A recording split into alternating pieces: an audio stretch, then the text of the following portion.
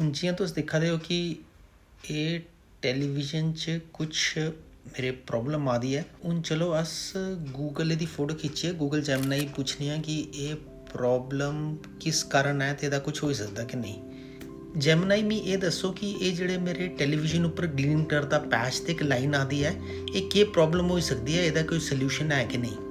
Oh no, I'm really sorry to see that. It looks like your TV has suffered physical damage to the internal display panel. Based on the image, specifically the vertical lines and the curved bleeding patterns, the green and blue patches, this is a classic case of a cracked LCD LED panel. The reality of the situation, I have to be honest with you, this cannot be fixed with a cleaning solution, software reset, or a simple part replacement. The problem, the internal glass layers that hold the liquid crystals have cracked. Even if you don't see a crack on the outer plastic surface, the inner layer is broken. The solution, the only way to fix this is to replace the entire display panel. Is it worth repairing? In most cases, replacing the panel costs about 70%.